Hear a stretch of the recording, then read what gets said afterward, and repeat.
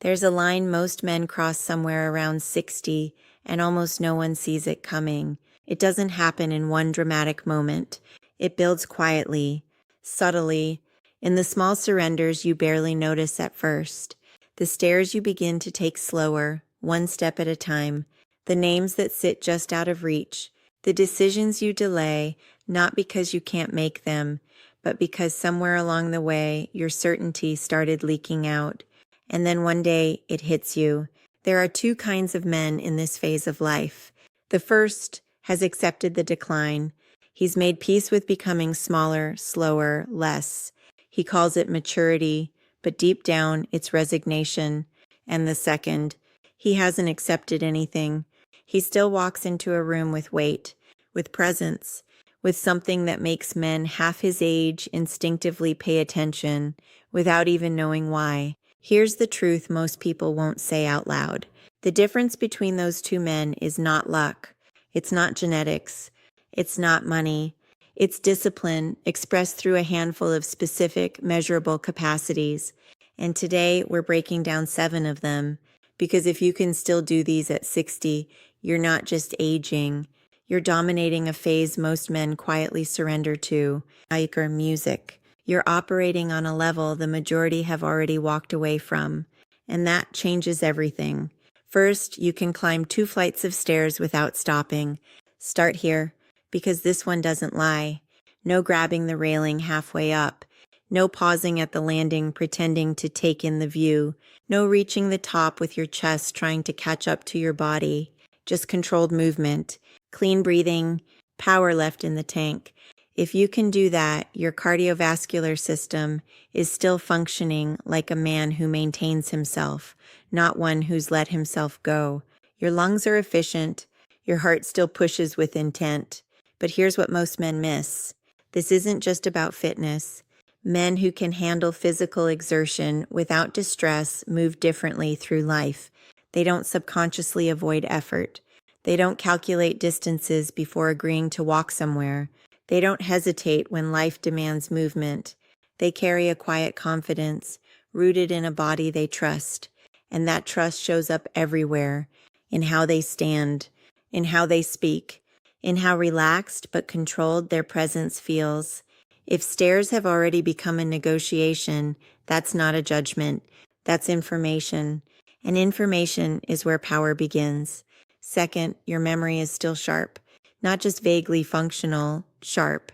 You remember what you ate yesterday, the name of the man you met 3 weeks ago, the exact thread of a conversation you can pick back up without effort. While most men your age are slowly losing this, not all at once, but in a quiet mental fog, you're still precise. And that's dangerous in the best way, because mental sharpness compounds. A man with a sharp mind is still dominant in conversation, still credible in negotiation, still capable of learning something new instead of recycling old thoughts. He reads rooms faster, responds cleaner, thinks in clarity, not approximation. Understand this. Your brain doesn't just decline on a fixed schedule. It responds to how you use it. The men who stay sharp into their 60s and beyond, they never stop demanding sharpness from themselves. If you still have it, protect it. If you feel it slipping, don't lie to yourself and call it age. It's a signal.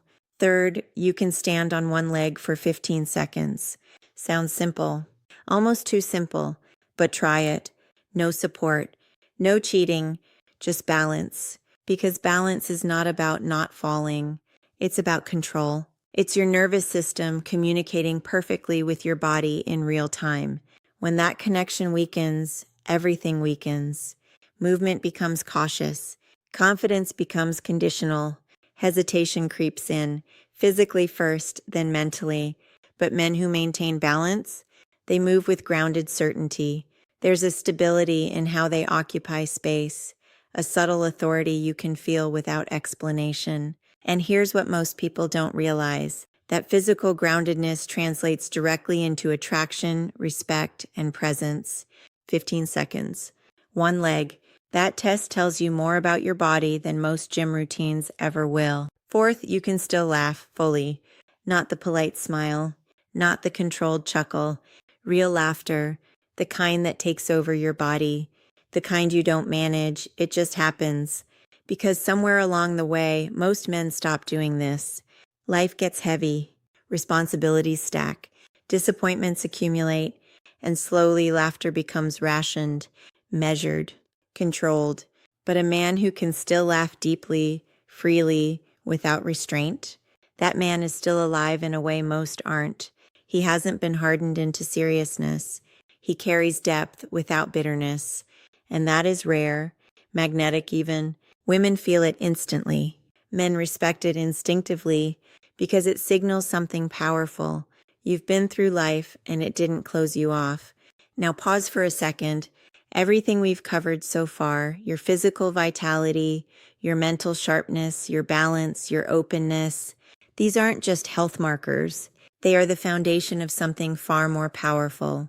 Presence, real presence, the kind that doesn't need to prove anything, yet commands attention anyway. And if you truly want to understand how that presence affects women, what it triggers, what it communicates beneath words, that's a deeper game, the kind most men never even realize they're playing. That's exactly what we break down inside the Love, Lies, and Reality. So if you're serious about mastering that level, make sure you're tapped in. Now let's keep going. Fifth, you still have real friendships, not surface level contacts, not people you nod to at events, real men in your life, men you talk to, men who know what's actually happening in your world. Because isolation doesn't hit suddenly. It creeps in disguised as independence. You stop calling, you stop checking in, you convince yourself you don't need anyone, and slowly you become an island. But here's the reality. Brotherhood is not optional. It's protective. Neurologically, emotionally, psychologically, men with real friendships age differently. They stay sharper, more grounded, more themselves. Because they have mirrors, not just silence.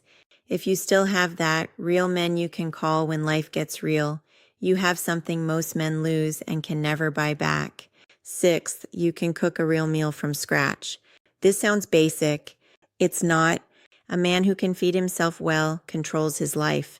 He's not dependent on convenience, not reliant on someone else to function, not outsourcing his health.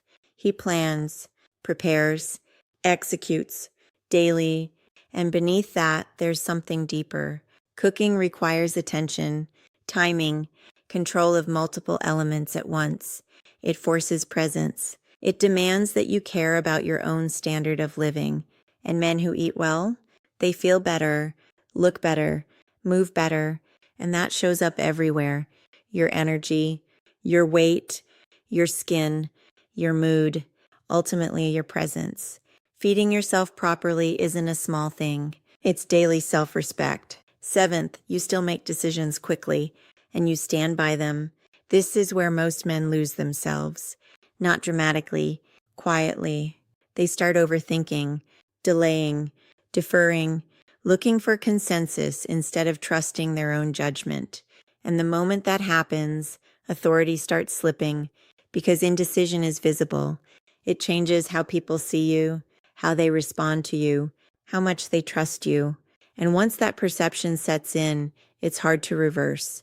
But if you still decide quickly, if you still act, own the outcome, move without hesitation, you're operating with a level of confidence most men your age have abandoned. And every decision you make reinforces it. Every hesitation weakens it. Multiply that over years, and the difference becomes massive. So let's be clear about what these 7 markers really mean. This isn't about competing with younger men. It's not about pretending 60 is 30. It's about something far more powerful, refusing to accept that your best is behind you. Choosing to become more, not less. The men who keep climbing stairs with strength, who still laugh deeply, who stay sharp, grounded, decisive, connected. They don't fade, they evolve. They become more themselves, more present, more grounded, more compelling without trying. That's what this is measuring, not just health, but whether you're still fully in the game or slowly stepping out of it. If you're still in it, stay there. If you've slipped in a few areas, now you know exactly where to start. And if you want more raw, unfiltered truths about attraction, psychology, and the realities most men learn too late, subscribe to Love, Lies, and Reality, because this is where you stop guessing and start understanding what's really going on. I'll see you in the next one.